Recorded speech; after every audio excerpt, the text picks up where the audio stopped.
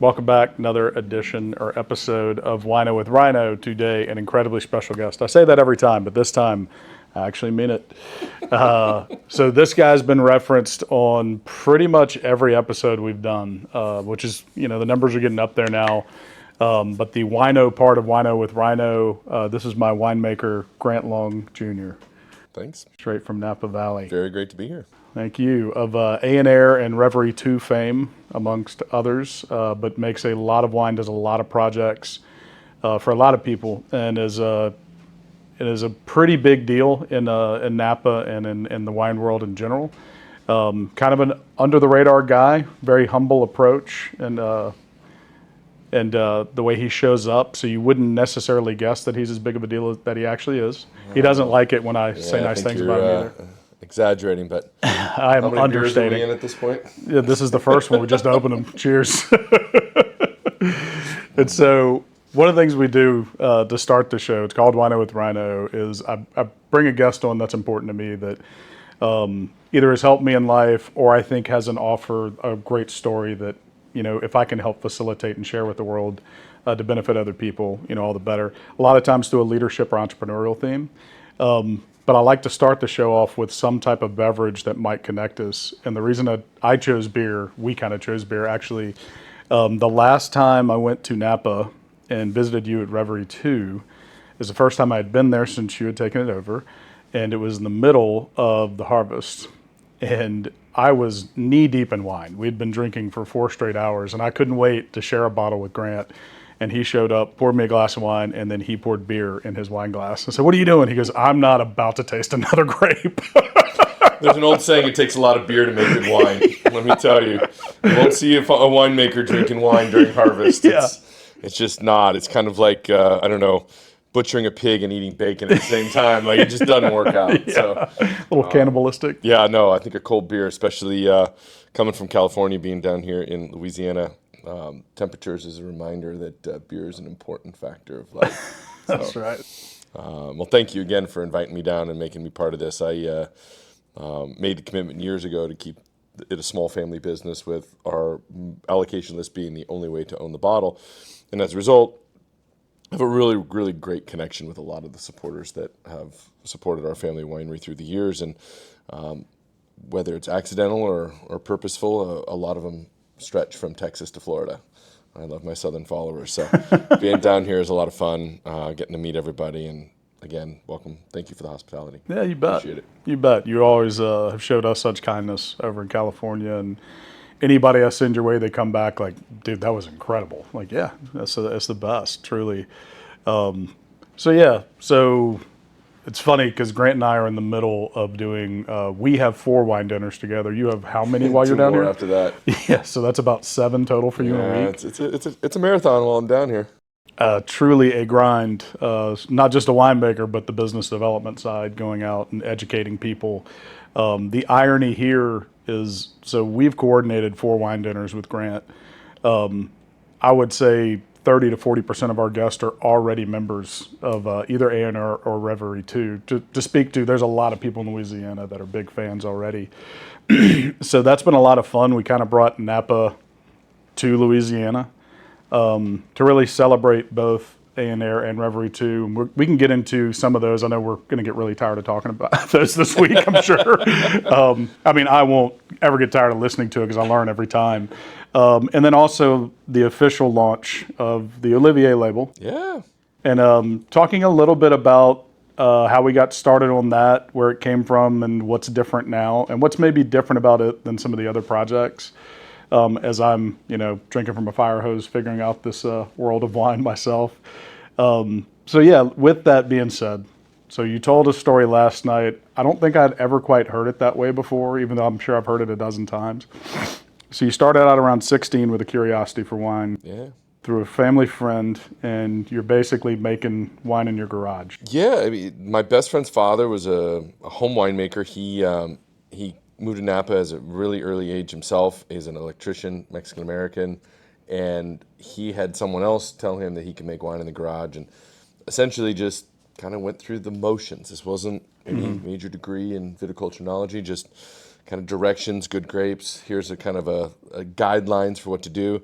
And for me, growing up, I kind of thought of wine as something you pluck off the vine. Like it's not like a process, and anything that got I could imagine being the process. I imagine some laboratory with people with white coats and like just nothing that I experienced in his garage. And so I think it was more just that it broke down so many stereotypical mental barriers for me in wine. My dad had a tiny little collection in the garage, and so I was around wine. I knew what it was, but seeing it broken down into the grapes fermenting in the bins, the wine in the barrels, and then got to participate in bottling it. It was just this, I don't know, fascinating thing to me. It kind of tripped a trigger for me. So yeah, convinced my parents at 17 to help me pick some grapes and make wine in the garage, and it was a heck of an experience. I'm not gonna lie.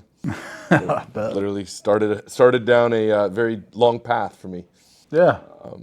And I think kind of the introduction and the opportunity to create Olivier for you is part of that that project that brings me back to the grassroots. I mean, Aonair is still a really small production winery, and we're still, family owned and operated. The grassroots are still there, but not very many single barrels produced for Aonair anymore. A little larger than that.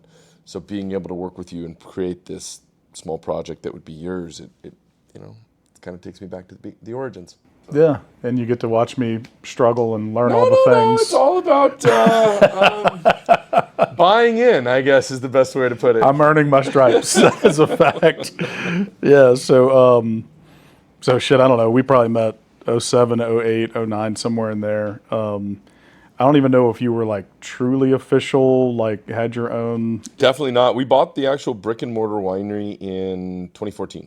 Oh yeah. End of 2014. So before that, it was just I'm going to call it a side hustle because I can do that from the hindsight aspect. In the moment, it was definitely a passion project. I had my day job. I had this thing I really wanted to be special, this A&R project, but it was just on the side. I had my day job. And it was kind of right around the time Megan and I had known each other. This summer will be 20 years we met ago. And when we finally decided to get married, she had seen enough of my life and the amount of ways I was being pulled in for my passions for wine. She was a teacher, and she was the one that actually proposed it and said, look, this A&R thing is real. It's not just this thing on the side, but it's big, and it's too big to do two things. So when we're thinking about getting married and having kids, we should really decide whether we should shrink it back down, your day job takes a larger role and control of the future, or we do it together. And I have so much admiration for Megan as a Wisconsin teacher, literally jumping into the deep end with, I joked that she hitched her wagon to a Yahoo entrepreneur that has never really seen no or an obstacle that they couldn't go around. And she's been amazing about doing stuff to support my life for a really long time. So we pushed all in, 14, got an SBA loan, bought a piece of dirt that no one else wanted, and found a way to turn it into what is today A&R. It's incredible. It truly is an incredible story. And if you ever are in Napa, hell, is your number still on the Cell phone number still on the back of every bottle I make. I mean, it's incredible. Reach out to him, call him. You can go to the website too, but go visit his place if you have the opportunity at both A&R and Reverie. Just a beautiful way to experience Napa. Like, it honestly changed my entire view and opinion of wine and the wine world. I think there's such a romance behind the winemaker's connection to what's in that bottle and what comes out. You really, I don't know, in a kind of a weird way, you kind of get to know your winemaker a bit, like their style, their flavors, especially the more nuanced you start to understand that process, and the level of care taken. I think you can truly appreciate that. But to me, I didn't understand that until I got to sit down with actual, vineyard owners, winery makers, vintners themselves, to where they could tell me their story. They could tell me, how was the harvest that year? How were the bees pollinating? Like all the details, right? What was the weather like? How bad were the fires? Did they affect this side of the mountain? And so many intricate details. So what I'm always fascinated about, specifically with you, so a winemaker is part mad scientist, part abstract artist, and part entrepreneur, among other things, and then salesman, CEO. You're and I guess A&R is kind of indicative of that, like all the things, right? I think A&R is a little unique in that sense that have worn so many of the hats. Every employee that, I started off, so A&R is Gaelic for one man. Literally, the business model on the bottle when I started, and I was it. Owner, winemaker, CFO, CEO, toilet cleaner, you name it, I did it. And that wasn't that it was necessary by design. That was it. I couldn't afford to pay someone, so I had to do it all. And it wasn't until my dad became my first employee when I went on my honeymoon that it triggered to me that it could be more than just me. And I think that was a changing point for me as a winemaker, that I could spend more time in the vineyard, the winery, and not just be forward facing with the clients. And I think as the business grew, every new employee was almost essentially replacing some job I did along the way. And so I would tell them all, look, I'm really excited to have you as part of the team, but just know I've done your job. No pressure. No, I mean, just saying, good and bad. Good part is I know how hard it can be.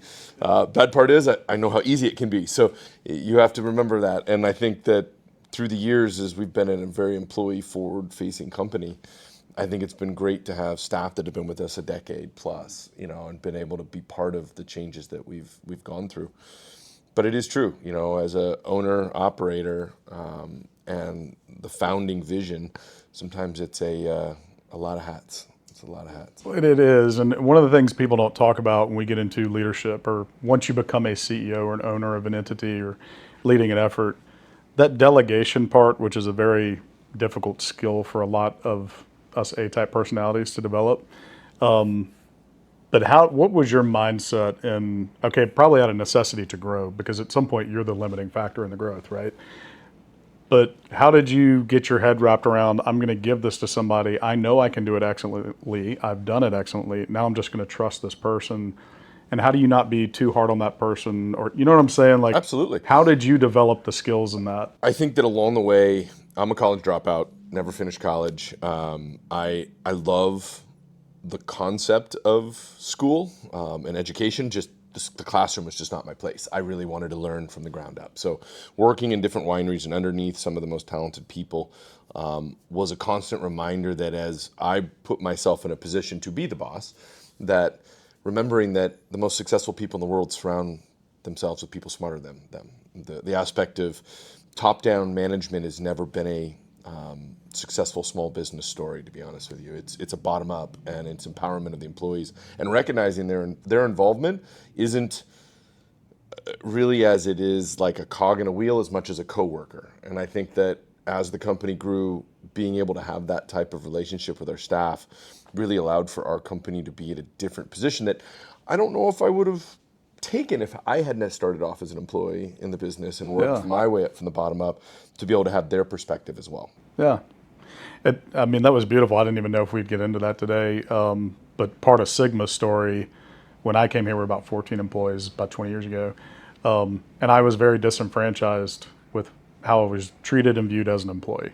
And so I was really committed to wherever my next stop is, I'd like to be in a position where I can make the environment better for me and the people I want to work with. Because if you're miserable coming to work, nobody wins, right? You're not doing good work, you're not happy, right? So that was a little bit of our origin story. Very similar, though. It came from the standpoint of, I'm an employee and I want to be empowered. I want to have success in the place I work. I want to be able to grow and learn. And so that's the environment we've cultivated here. And I can speak to, I've met numerous of your employees and your wife, who's lovely, by the way. She's an incredible woman. But they're all happy, and they speak about you with a reverence. It's a true respect. And it's got to be because of that very humble, respectful approach where you want them to succeed. And they all say that, the ones I've spoken to, I get to have my own projects. I get to play in this space and be creative and collaborative. And what a beautiful environment, especially in the world of wine, where it's just endless possibilities to let these guys you grow. kind of said it earlier, part mad scientist, part all these different factors. The whatever we call it, the fairy tale comment is wine is where art meets science. I think it's a little too poetic for reality. I think that there's a lot of different ways to do wine. And don't get me wrong, I don't know if this is an explicit.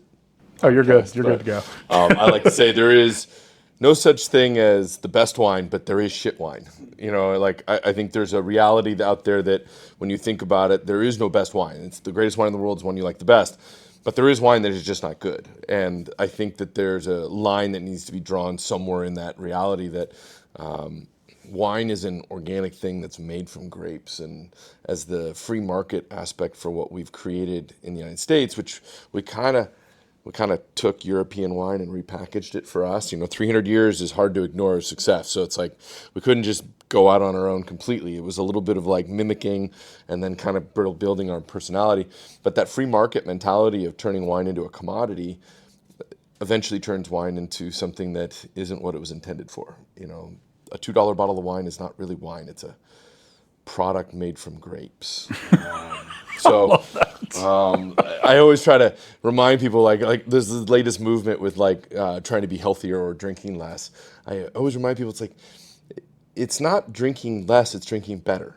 Like if you put the right things in your body, to some moderation, if you drink 4 bottles of wine in a sitting, it's going to be not good. But having a couple glasses of a quality made wine is not your drinking problem. That's not your health issue. It's drinking a $12 bottle that made a noise that went click, click, click as you opened it, and it's convenient, but it's also not really from grapes. It's from something that grapes were part of at one point before the oak additives and the fake this and fake that, and that's what is unhealthy. And so I always like to remind people that as you're going through this phase of your life where you're thinking about things in a healthy way, really well-made wine, knowing your winemaker, knowing your winery, knowing that, you'll find that it's not the unhealthy choice you thought it was as it gets lumped into a category. Yeah, well, and it's so funny. I got that education right before I met you is where I got my first glimpse of that.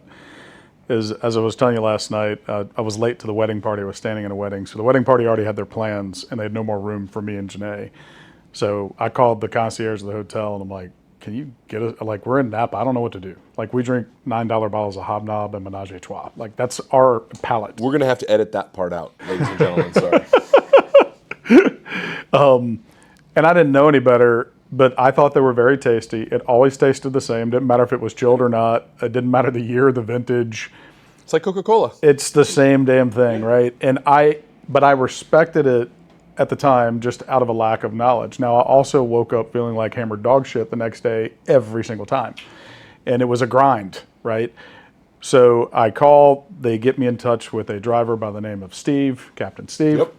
And he goes, hey, well, what do you want to try? I'm like, oh, and I say all the big names that I've tried that we all know, right? They don't need any more shout outs. I say all that and he's like, oh, so you don't want to have a good time. I'm like, sounds like Captain Steve. I was like, dude, what? And he's like, look, man, you can have those wines anywhere in the world. That's fine. If you want a true Napa experience, I want to take you to some boutique wineries. You get to meet the winemakers, the owners themselves, hear their stories. I'm like, well, dude, that sounds great. I didn't know you could do that. Okay, great. And one of the places I just mentioned, he goes, I'll bring you there too, and we can talk about their process. And literally at the wine tasting, they're explaining to me how they just buy all these grapes that weren't good enough, right? And then they just mash them all together, and then they basically chemically inject. They have a process that makes it taste the same, right?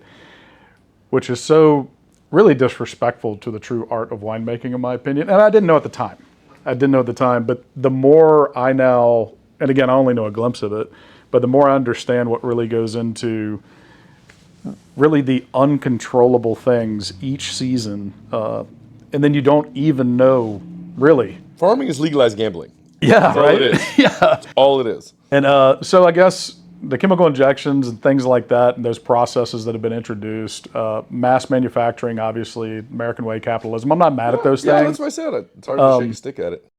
Now, as a purist, and I appreciate the organicness and the art and science of it, to me, that's truly winemaking. And I know that makes me sound like a wine snob. I'm clearly not one. But learning that, and then when I went to go sit down at these boutique wineries, the O'Briens, and you just keep naming them. And the more I'm getting to know these owners, it was just such a wonderful experience. I just fell in love with wine. And I truly lost the taste for these really cheap bottles that always tasted the same. There's no character in it to me anymore. And I sounded to my friends who were still drinking the same shit we were, like, dude, really, you went to Napa one time and now you're like now a wine all of a sudden snob. you've graduated. Right. I'm like, no, you have to go with me. Yeah. So then every other year I would bring new people, and they would leave their changed as well. Like, shit, you just gave me a very expensive habit, But it was so neat because that first trip, Captain Steve was done. We hit our third winery, and we're halfway back to the hotel. He's like, "You got like 2 more hours?" It's like, "Dude, we're drunk and on your schedule." And he goes, "Well, I'm off the clock, but I gotta introduce you to my guy." And so he came and brought us to you, and that's really for me like the origin of me going, there's something about this that speaks to my soul. I'm not saying I'm going to be a winemaker or a vintner or anything like that, but like there's something about this. It's a slippery slope. I'm letting you know. No, I know. I'm freaking, you've greased it. I'm like flying down the slope right now. I'm on ice skates. Okay. But it was so cool because we got to collaborate on some different things. I've introduced you to some folks, sent some folks your way. You've been able to do some cool stuff with like Marucci and some of the ball players, and they just all, they think you're like an apparition. They don't believe me until they meet you, and they're like, "Holy shit, this guy's like legit." I'm like, "Yeah." And so that's just been so neat to kind of collide our worlds. And then, I don't know, maybe 5 years ago, shit, might even been before that, we did our first barrel together. Again, I had no idea what I was doing. I got to help design a label, and you allowed me to pretty much plagiarize your bottle, and I did the blue wax instead. And so... I told you when you did it the first time, like, that label's pretty epic. That could turn into something. Little did I know that seed would grow. Yeah, and I was just kind of giving them away. In the first 2 years, I literally gave them all away. I think I have like 3 bottles left of each. 2021, I still have a good chunk left, but it really got me curious on how all this works. What are the rules? Like, what does it mean? And then I wanted to do something more. I didn't want to just slap my label on your product. I wanted to have meaning, like I impacted it, had something to do with it. And I don't know that I'm there yet, but that's where we went ahead and got our Napa Winery license for Olivier Family Vineyards. We also have another label that we're going to talk about tomorrow, actually. But now I'm starting to see the rules, the regulations, the compliance, all of these stuff that no one tells you about to be a vintner or have a Napa Winery license or a distribution license, and the complexity of being in another state and dealing with their laws and reporting and how to do your website and like what are the tricks and all that stuff. And as a serial entrepreneur, like none of that scared me at first because I feel like I've dabbled in damn near every industry at this point. And I knew this one would be tricky because it's California and Louisiana, and I'm dealing with alcohol. And it's 2 alien states that are polar opposites from a business standpoint. But very similar in their regulation. Yes, that's where they're in common. And a lot of politics involved. And so it's been exciting and exhausting. But to me, just like I'd tell any young entrepreneur or somebody that thinks they want to be an entrepreneur, you better start with a passion, because any business gets really hard and will bring you to your knees. If you're not in love with what you're doing. Do you think, on that note, I've heard people say that before, do you think you can become an entrepreneur? I kind of believe you either are or you're not. I've never turned somebody into one. I will say, though, I was not raised by entrepreneurs. I was raised by an engineer and a teacher. And I think the core values they instilled in me are very much what made me effective as an entrepreneur. But neither one of them ever had the entrepreneur gene. They were very risk averse and just amazing humans and I had a great life. And I think they grew up in a generation where it was more about job security, where I always felt like, I'm going to say whatever I need to HR, because if they fire me, I'll just go somewhere else and I'll do even better. I always had that arrogant mentality when I was younger, like I'll be all right. We'll go with confidence. Confidence. Yeah, that's a better way to say it, probably. No, it was arrogance. I can honestly tell you that's what it was. But to your point, I do think you have to be born with some kind of combination of self-confidence, a little bit of crazy, a little bit of willingness to lose, and not like I've never had a big fear of losing. Like even last night, I had a little bit of, I don't know if anxiety is the right word, but I'm like, shit, I've never actually done this before. And I'm getting ready to get up here and speak next to this expert in wine about wine that has my name on it. And there's nothing I can say that makes any sense compared to what you're talking about. Yeah, but it all starts somewhere. Like I said before, your reasoning for bringing that to fruition in itself is the seed of turning it into something more. Because if you take that first step, there's something more to it than just a consumer. Like at a certain point, wine, I always tell people wine is fabulous, right? It's something that can be shipped to you. you can enjoy in the comfort of your own home, the story you tell, everything. It's all connected to you as the experience of a purchaser. Yeah. Once you go down the route of being a producer, it does change. It's a Y in the road of how you get to see everything a little different. The most successful that I've ever met in my life that wide in the road took both paths at the same time. Really? They stayed a wine drinker, they stayed a lover of wine, while still keeping that parallel love of still wanting it to be a business or something a little bit more than just a collection. It's when you take all one, you lose it, or you stay in the other one, and you just never end up putting in the effort. No, yeah, I could never see that. Like, I don't know where this will wind up taking me or us or whatever, but I've always enjoyed your journey and watching your success, the decisions you made, and then talking to your employees. Last time I was at A&R, because you were busy. I mean, I was at Reverie, you were at A&R. And so we finished our tasting, and we were wondering if you were going to show up. So for an hour and a half, I just got to listen to them tell their stories of you. And it was fascinating to me, because I'm like, they're all part of this. And they were all passionate and had a sense of purpose, alignment of purpose, that kind of thing. And so for me, as long as I have that in this space, I'm a very curious person by nature. I'm going to research the hell out of it, try to develop my skills in terms of tasting ability. I doubt I would ever become like a sommelier, but I want to at least understand enough. Curiosity is the greatest ingredient in a successful entrepreneur. 100%. You have to be curious. The moment you lose the curiosity, it becomes a process. And once it becomes a process, the end product becomes something that isn't there anymore. Yes. So I have talked with my team multiple times, upstairs and downstairs. I refer to upstairs as being the front of the house, sales side, downstairs being more the production side, which is a classic winery. In the old days, you were upstairs for sales and you were downstairs making wine. But I always remind them that don't lose the curiosity. There's always going to have to be something that intrigues you enough to want to come back to the trough, because it can be a hard journey. As someone in the front of the house, you're potentially hosting 4 or 5 different groups in a day that are coming through, and each one of them have an hour and a half with you, and you have to spend that hour and a half winning their hearts and minds and providing a story and a history that's both tied to me and you as the host. And after a few of those, it can become a grind. And then on the vice versa downstairs, the fundamental basics of you pick grapes, you turn them into wine. That's the process. But if it becomes a process, you lose the passion that goes into the end product, and the end product shows for it. So along that way, even though every year the process is the same, we pick grapes, we turn them into wine, there has to be something along the way that intrigues you, that is your curiosity, that kind of keeps you second guessing what you think you know through. And again, I'm always careful when I say failure, because I think there's always a sense of failure as like something goes down the drain. It's research and development through trial, and not really error, but just success or unsuccess. Like something you learn along the way and go, yeah, that didn't turn out the way I wanted. I'm not going to do that again, whether it be a style of fermentation, a temperature, a thermal dynamic curve, whatever it may be. You still want to try something different. And I think that curiosity has led to some pretty cool breakthroughs in our production. I think the biggest one I would probably say you are dipping your toe into, since we'll transition to that, into the Barbera.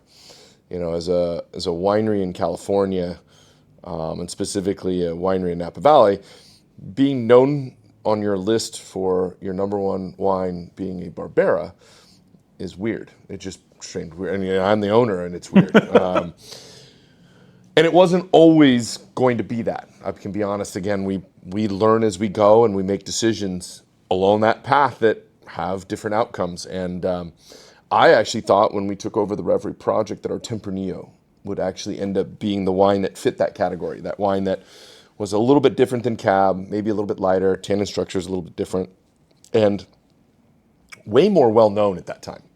Spanish wines were way more well-known than Italian wines, and so I thought like this would be that tipping point. And so the first Barbera grapes we came in, the easiest way I can say this without offending anybody on my team is it just didn't turn out as we expected. I'm going to leave out all the details of that. But it was a conversation we got to have of like, that didn't work. How do we do this differently? And I think that's what makes our winemaking team so special, is that instead of looking at it as failure, They looked at it as an analytical process of what did we do, how did it not result in what we were looking for. And I think at the end of the day, as a cab house, you start to treat a lot of things like cab. Barbera is not Cabernet. It is just not. And so changing how we ferment it, changing how we pick it, manage its transportation, all of these pieces were part of the analytical process of getting back to it. And when we hit pay dirt in, I think it was probably 2016 vintage, where it was like, oh, that's really, really good. Like, that's going to be something. And I think that for us changed that path because we listened too. It became the number one selling wine at the winery, became the number one reordered wine. It was like, okay, guys, let's keep this focus and let's make this even better. And I think specifically the last three vintages, 21, 20, 22, and 23 are pretty awesome. They're wines. I mean, I'm here to tell you, like, first time I'd ever had a Barbera. So I've always enjoyed Super Tuscans. I could give or take Chiantis. If I'm eating Italian food, I might just out of the spirit of, being Italian, whatever. I was gonna say.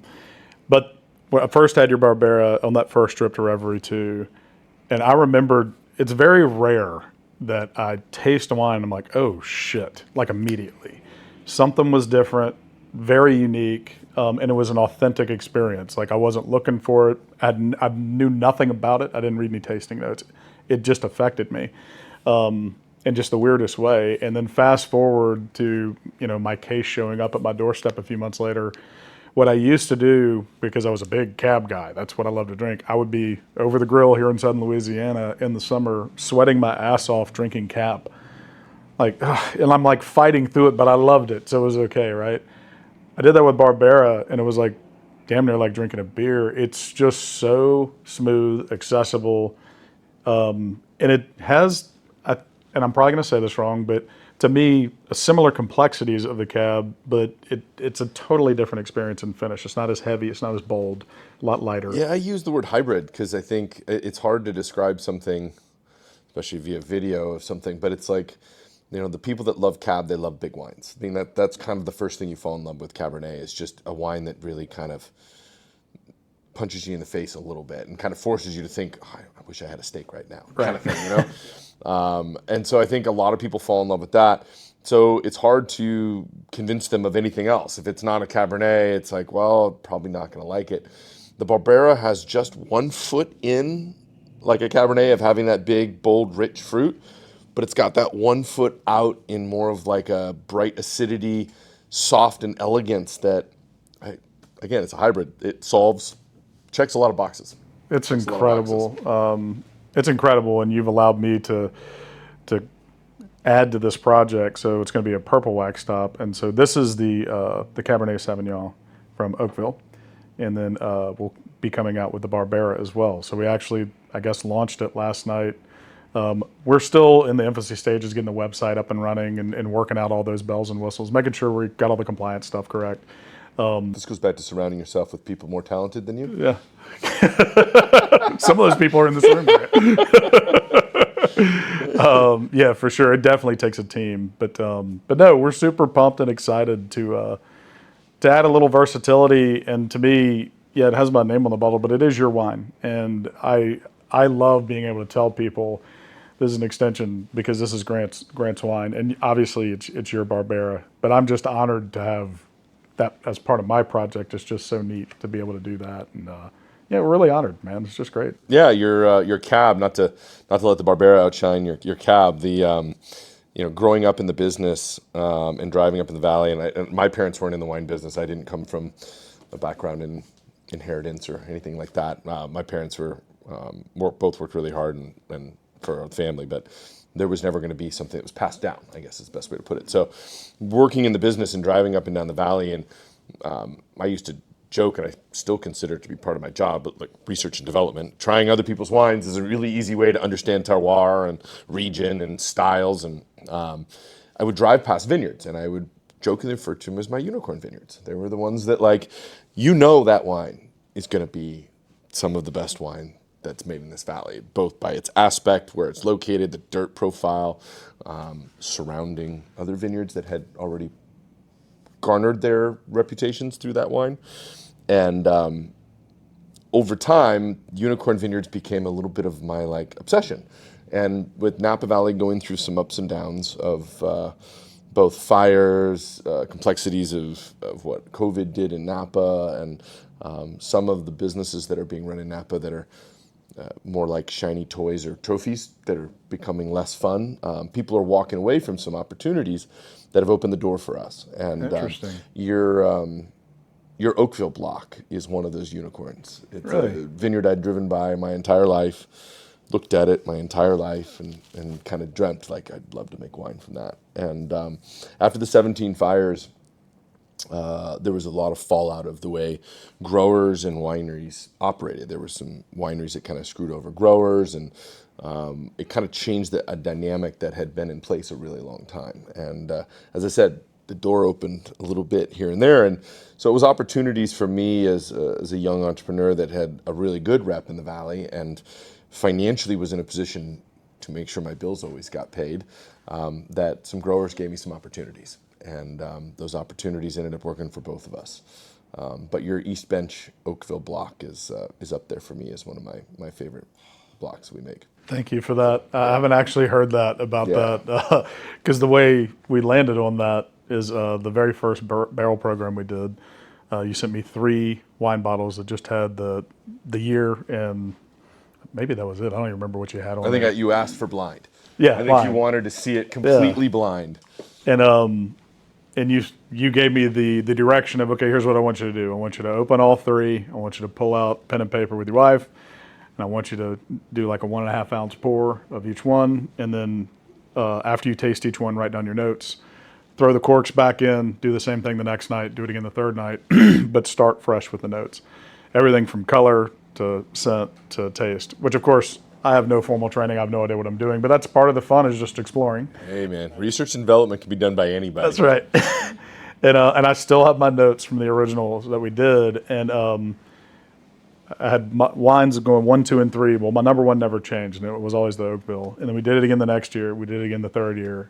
All 3 years it was blind. All 3 years my number 1 was always the Oakville. And I told you that after the Some last might one. say you have a house palate at this point, boss. You're like, yeah, you clearly have a type, right? And then we did it again this year, and I told Pete, I said, that's it. I can just tell you, like, I don't even need to taste the other ones. And the other ones were amazing. You got some from Howell Mountain, Atlas Peak, all this stuff. But that really, I don't know, that grape has always spoke to me. And I love the purity of it, that 100%. I really feel like there's so much to learn in that grape for me, especially as I would say I'm definitely a novice compared to you. But there's more for me to learn and explore. Every time I read the tasting notes on it and I go back and I smell it and I taste it, I feel like I just get to know the wine better. And hopefully makes me smarter as people ask me questions. I got asked some questions last night by some really smart and educated people. I'm like, I'm gonna have to go ask Grant. I think that there is a piece of wine. I mean, don't get me wrong. Wine is complex, I guess, is the best way to put it. But I think there's also a part of wine that has become intimidating for certain people as well. And wine should never be intimidating because, again, I'll say it again, the greatest wine in the world is the one you like the best. And if I'm being 100% honest, there's also a lot of bullshit in our business. A lot of like who made it, what it got scored, where did it come from, what's the provenance of the owner, whatever it may be. That's a lot of bullshit. That's a lot of marketing getting in the way of honesty. And so I think at the end of the day, you pull a cork, you decide whether you like it or not. And for you, making the decision to push forward into putting your name on a bottle and putting it out there is you being honest with yourself about the wine you like. And if you like it, you can talk honestly about it. And I think that's the most important part. I think a lot of people get into this with the thought of what they think someone wants to hear, and those projects are not authentic enough to last. Yeah, and I've always been very, very careful about ever getting an imposter syndrome. That's why I'm always, you hear the comments out of my mouth, like the last thing I want is to be viewed as inauthentic. And so to me, it's so critical that you say it that way. Like it has to have meaning for me. This wasn't an ego project at all. In fact, I actually toyed with not having my name on it, but Olivier is such a wine-sounding name. Great. And the olive tree, so that's kind of what that is in the style of Miss Becky Foss. She's the artist that we kind of stole some of her color palette and style to make the tree, which Claire did such an amazing job for us. Clara is talented. She's incredible. So really proud of the way the bottle looks aesthetically as well. So to pivot off of wine, talk about you a little bit more. So your upbringing, you baseball player, heavy in golf. Yeah, how do I say this again without embarrassing myself? I think I stopped growing in 8th grade. So Jesus. I've literally been this big since I was like in 8th grade. So I was a big kid growing up. So sports were kind of like you pick it. I could probably do it. Football was about the only thing I never ended up getting behind. I tried it once in high school, and I think I had spent enough time without contact sports that getting hit a few times, even as a big guy, was like, yeah, this isn't fun. I don't know if I really want to get behind this. But baseball was probably my favorite sport growing up. In fact, I was just telling someone the other day while I was down here in Louisiana, because we were talking about kids sports, and kind of how things have changed so much. It used to be kids' lives revolved around parents and whatever was going on, whether their work schedule, social schedule, or vacation. And now it's very much the opposite, where our lives revolve around our kids' sports schedules and lives and things. And it's fun to watch your son pitch from, the same mound I grew up pitching on when I was in Little League, in the same field. And that piece for me is almost, the old saying that you're not supposed to live vicariously through your kid, like you're supposed to let him do his thing. But that's the one place where I keep going back to is participating as a coach and trying to be supportive in the learning is also selfish, because I get so much out of 100%. watching him walk down. He'll never see this podcast, so I can say it. He fanned 10 in 5 innings the other day while I was here in Louisiana in his first playoff game, and I was so proud of him. I was just so happy. That's something that, again, makes me really kind of full circle. Yeah. Full circle. And you said something last night that I really respect. So here you are, this successful winemaker. You're doing your thing all over the country, if not the world. Lots of success commercially. And there's You can be my hype man. I need a hype man. I'm down. I got you. But you have clearly not lost sight of the importance of family and being present with the family. And we were talking about how the insanity of all this club and travel ball, whether it's soccer or baseball or softball or whatever, but you actually won't negotiate that, hey, we're doing stuff as a family and that's a priority. So he might miss a tournament or practices, but not because he's goofing off and doesn't want to be there and he's not committed. He's committed to this family first. Yeah. And I think that's something a lot of parents have lost sight of and lack, maybe, I don't want to say courage, but it's scary to say that, especially down here, because that might mean there's a lot of politics involved. That might cost your kid opportunities, and that's a real fear. And unfortunately... But is it really costing your kid an opportunity? That's really the narrative, right? Yeah. And so it's very rare to actually hear that down here specifically. And we're actually challenged with that right now. Our middle one's looking at 3 or 4 different club soccer teams that we're trying to figure it out, and there's a lot on the line for these kids, right? And so, but for them though, one day their career is going to end. And this is one thing. Like I've got a lot of partners that are either in college or they're in the minors, or maybe they've even made it to the bigs. But we all have these adversities. So we put these guys on pedestals, like, oh, you're in the big leagues, like you've got life figured out, life is good. Most of them are actually worried about, well, what happens if I get hurt? What happens when my career ends? Does baseball define me? Do I have to go into coaching, or is there some other skill I can? Like they're all stressed out in life, just like most of us, right? And so, to me, the message to my kids has always been: your career will not end on your terms. Whether that's in 8th grade, 12th grade, college, or professionally, there's only like 4 people in the history of the planet that went out like hitting a walk-off homer. Okay, most other people are like, shit, I guess I got to hang them up. Right. So regardless of what age you're at, you're going to have to learn how to deal with that and not let that define who you are as a person. Right. And so you struck a chord with me last night where you're like, no, the priority is the family. I think that there's a lot of conversations recently, and I think they kind of spur from whatever generation. I don't know what letter of the alphabet it is these days, but this sense of like, a particular generation has this affliction, or this particular generation is this. It's your upbringing. Yeah, I'm sorry. At the end of the day, parenting is a major part of how a child ends up. I know the nature versus nurture thing is there, and I'm not going to sit here and turn this into something more. But I believe that at the end of the day, the greatest gift you can ever provide your child is time. Like, that's the greatest gift you can give, and support is there too. Don't get me wrong, and all of that. But during that time, you know, when people like. My again, I don't know if Megan's ever going to see this, so I'll probably get yelled at. But we'll have moments where, like, my son Tristan will struggle in school with something, and it's just so frustrating. Why didn't he? And you're like, it's okay. Well, we're doing something wrong. I'm like, no, we're not doing anything wrong. Every child learns differently. There's no possibility. That's why this whole aspect of teach to test is such a failed system, and we all realized it after COVID when a lot of our kids actually did better.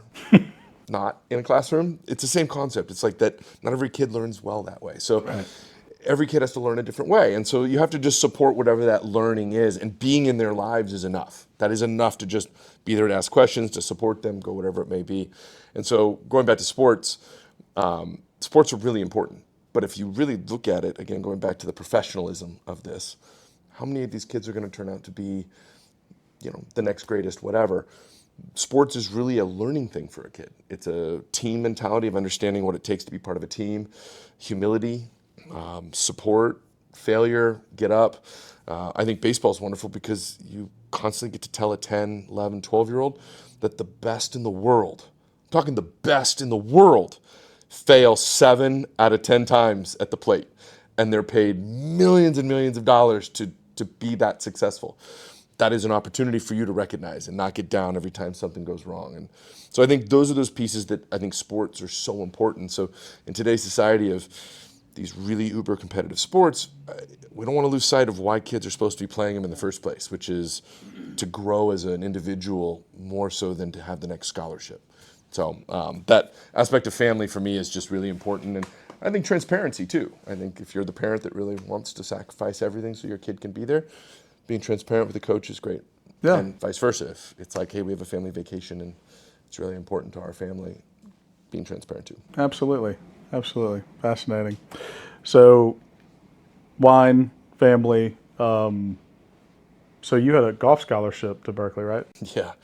I mentioned I dropped out of college already once, so I won't go back to that conversation. But was not the greatest student in high school, but I was I loved the extracurricular side. I loved sitting on boards. I loved being part of, being vice president of my class or whatever it may be. And it was always the extracurricular side that really drove me. I think that's that entrepreneur leader mentality of things. And one of the opportunities that was afforded to me was being the boys state representative for the state of California for my school. And that was an American Legion choice that one male representative from every school is chosen. And that, I think, was one of the cornerstones of what Berkeley saw in an opportunity for me to come on.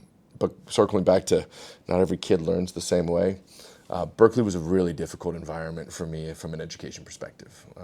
It was, I remember my very first econ test, which was probably the first week I got there, by the way. And I think I pulled like an 82 on the test. And I was just like, I have made it. I'm, whatever. And the professor stood up in front of 700 people and explained what the curve system looked like.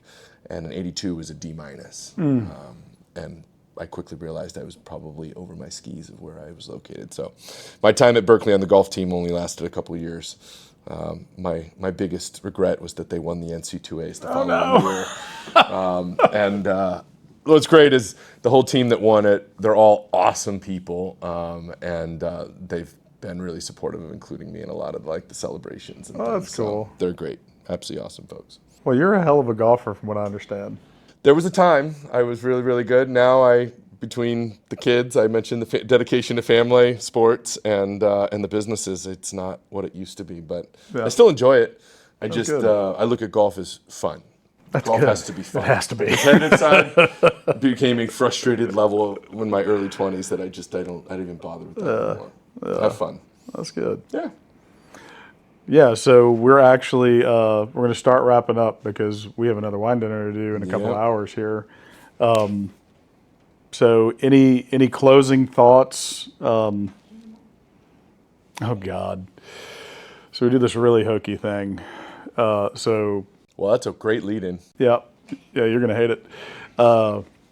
So you're on the Wino with Rhino podcast. So I'm Rhino. I picked up on that. Yeah, you're not Rhino. I'm Rhino. So the origin story behind that, my favorite ball player growing up was Ryan Sandberg. His nickname was Rhino. And the first baseball game I ever remember truly watching, I was 4 or 5 years old, I guess. Come home from preschool, kindergarten, whatever. We had 4 channels. One of them was WGN, and it was the Ryan Sandberg game. I won't go into that whole story again, but effectively he hits 2 homers, one in the 9th, again in the 11th, both off of Bruce Sutter, one of the greatest closers ever. His second year in the bigs, he won the MVP that year. That's known as the Sandberg game. But I remember as a kid going, I want to do that. The way I'm looking at this cat, I want people to look at me like that. And he was just a humble dude. Like, he wasn't a big rah-rah guy. He was just poetry in motion. He was just an amazing baseball player. And I just loved him as a human. And so I became a huge Cubs fan. And that is kind of what people called me. I tried to emulate him when I played. And so they called me Rhino, right?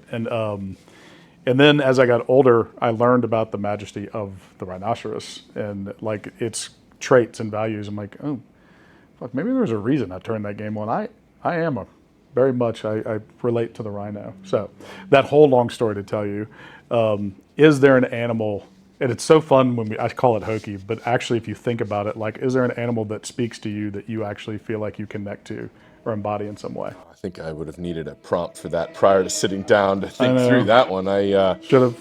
I don't know.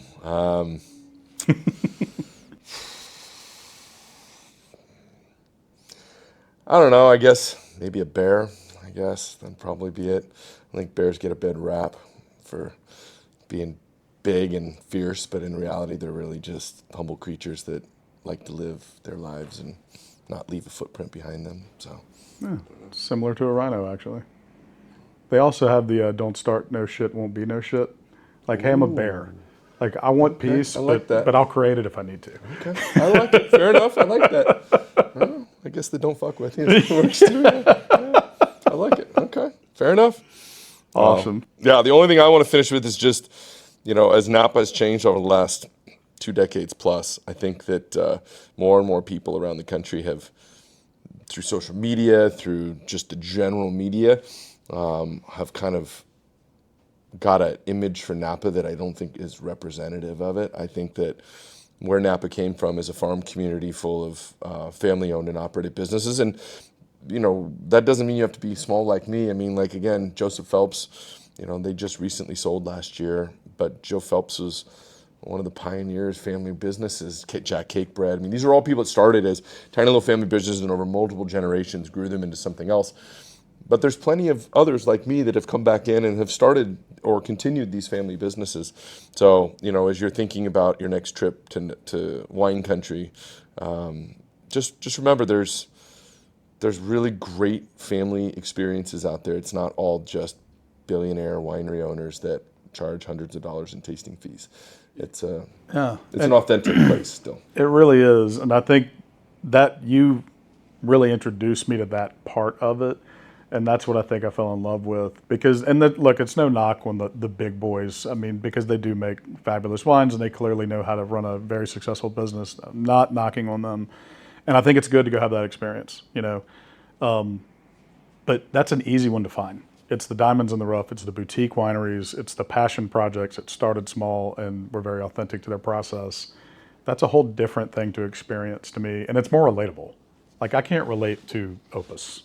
Beautiful wine, wonderful place, nothing negative to say there, but there's no real deep connection to the person that made that wine. For me, like, I'm sure there is for other people, but I'm not going up to that register and, figuring that part out, where when you go to your place, you actually get to, like, shake your hand or your people, whatever. And well, I like to say we're old school. And it's not old school like I want to be something I'm not. It's just, I think I relate more with what Napa was in the 70s and 80s, which was mattering what people experience when they come, on top of being great wine. Yeah, absolutely. Absolutely. Well, I mean, this has been like a full circle moment for me. We started this Wino with Rhino podcast, I don't know, a year or so ago. I was totally uncomfortable on camera. Sarah's had to like force me to do this. And so with each rep, as you know, Yeah, you look like the person that gets forced to do a lot of things. right. But no, you've obviously been instrumental in my own development and growth, not just with wine, but we've watched each other in business for quite a while. So it's been fun to kind of grow up across the country from each other, but both have success and cheer each other on. So truly honored to partner with you on this, but also for you to just come do this thing with us. Just what I'm a honored neat to be treat. here. Again, I love wine and love sharing the passion of wine with people that are equally as passionate. So thank you. Awesome. Thank you very much. Cheers, buddy. Hey, cheers. Hey. That was fun. Good. A lot of fun. A lot of fun.